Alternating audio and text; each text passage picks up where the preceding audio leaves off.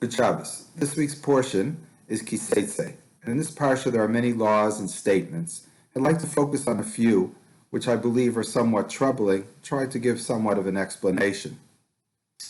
The portion starts off with Teitzi l'Milchama, when we go out to war and the soldiers find in Eshes Yifas Torah, they find a woman who is beautiful, and the Torah tells us that the soldiers should treat her respectfully. That's the positive way of looking at it. But when you read it, you become horrified because it's telling you to treat her respectfully after it allows you to abduct her, and according to some to rape her, others just to take her and make her a wife later on, but certainly against her will. And like I say, it seems horrifying. This is not the type of behavior which any army today would allow. No moral, ethical army would allow this type of behavior. That's one section I want to talk about. The next section I want to speak about is a couple of paragraphs later. It talks about a ben Sora or Mora, the son of parents who bring their son, to a court because he's rebellious, because he eats too much, and he may be stealing. And they bring him to the court, and the court says that he must be killed, even though he did not commit any sin which would have the death penalty. But it seems to be saying that because al shem ha'asid, because of the future, this is a child who's going in the wrong direction, and in order to save him and society from those sins which he will commit later on in life, we kill him. This is obviously something also terribly horrifying. So much so that the Talmud in Sanhedrin, I believe, tells us that this never occurred. According to some, it never happened. It's just teaching us a lesson, but it could never have happened for whatever kind of reason they mention there, but it takes away some of the problems associated with it. But again, the Torah does tell us this law. There's a third statement made numerous pages later, which says, Lo yumsu avos al banim. Fathers should not die for their children's sins. Uvanim lo yumsu al avos. Children should not die for their father's sins. Ish b'cheta yumasa. Every man should die for his own sin and no one else's sin. And again, this is great, but the problem is that when we read the Ten Commandments, it says that certain sins will suffer for 4 generations. So we have a contradiction here, and the question is how to deal with it. So I'd like to just start off really with the first section, which says that we allow these soldiers to take these women captive. The Talmud tells us that Dibra Torah Keneged Yetzirah. This Torah is speaking in opposition or an understanding of human beings' Yetzirah, their evil inclination, their desires and their passions. And it's a concession to that human nature that the Torah says, listen, we can't outlaw it completely. So what we do is we say it's allowed, but you have to have certain conditions, which helps make sure that the woman is not treated as badly as she would have under any other conditions. So I think what the Talmud is really telling us is it recognizes that this is not something which should be allowed. It's not something which should be commended. It's something which you should instruct your soldiers specifically not to do. But there's a recognition that law, the Torah, which is law, which has to be practical, has to really understand human nature, has to understand the society that it's legislating for, and has to understand human psychology.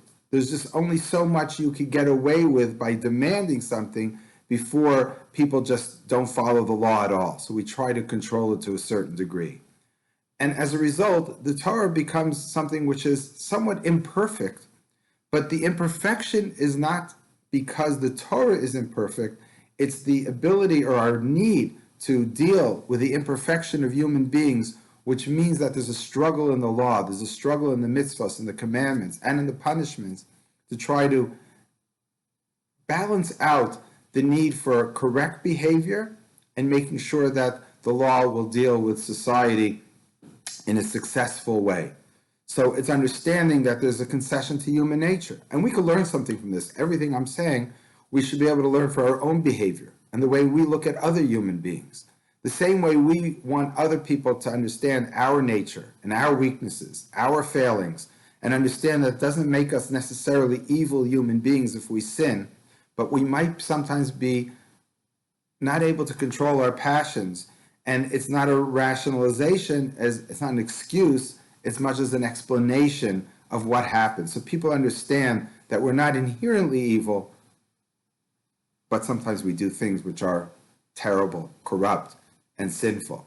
So there's that balance that the Torah is trying to create, and that we have to create in any society that we establish, and in our everyday involvement with other human beings and our neighbors. The same thing is true with the Ben Saramor, the rebellious son, right? We're punishing him al shema asa because of the future. We have another section of the Talmud which brings a proof from something in Genesis that says that we judge people b'asher husham, as they are at the time. You don't punish someone for a sin that they're going to do in 30 years from now. You only punish them from what they did do. But the law still has to take into account society at large. If we don't sort of rein in this rebellious son, what's going to happen to him? What's going to happen to his family, to his neighbors?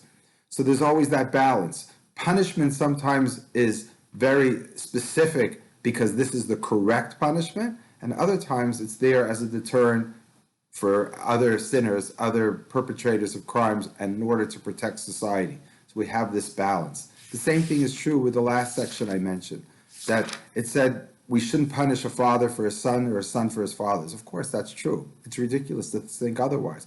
Why should I be punished for my children's sins and vice versa? There's absolutely no reason. But when the Torah tells us another time that we punish for 4 generations, it's talking about reality. The example I always like to give, if a man or a woman murders someone and they're now either executed or put in prison for the rest of their life, that child, if they had a young child, for example, doesn't have a father. His father is either dead or in prison for the rest of his life. And the shame associated with it makes it even worse. So what do we have? We have people are punished. They're not punished directly, but they're punished. You can't stop that. You can't stop the way human beings interact with each other, and the fact that a child needs a father or a mother, or the fact that once you're associated with such a person in your family, you're always going to have a sense of shame when attached to being part of that family. So I think the simple message I'm trying to get across is that the Torah has to deal with reality, has to do with the tensions that exist within human lives and within society. And that's the balance. And you sometimes look at that and you say, that's not the right balance. I would do it otherwise. And perhaps you're right. And there's an understanding that society changes. As I pointed out, I think other times, that the laws about Eishes Yifas Torah, about taking a captive woman, would not be appropriate at all to institute in the state of Israel today. We're way beyond that.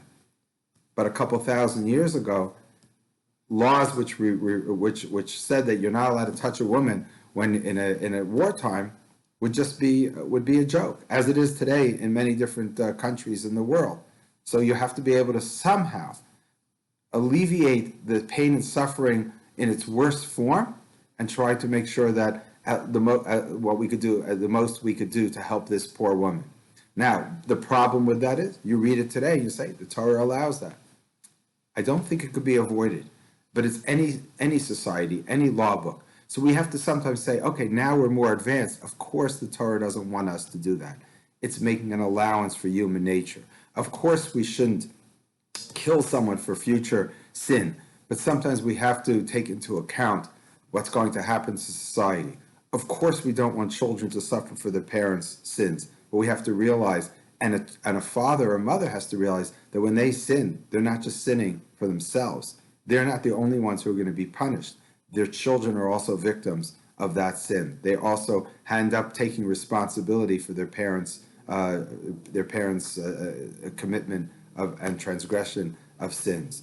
So hopefully we understand the Torah better as a result of this explanation, but we also understand ourselves better. We understand that we have to take into account anything that we do, how it's going to affect our family, how it's going to affect our neighbors, how, as a Jew, if we do something, how it's going to become a desecration of God's name, and then this association with someone who's Jewish doing a certain sin, or any society. If you're part of any community, when you do something, you affect society at large.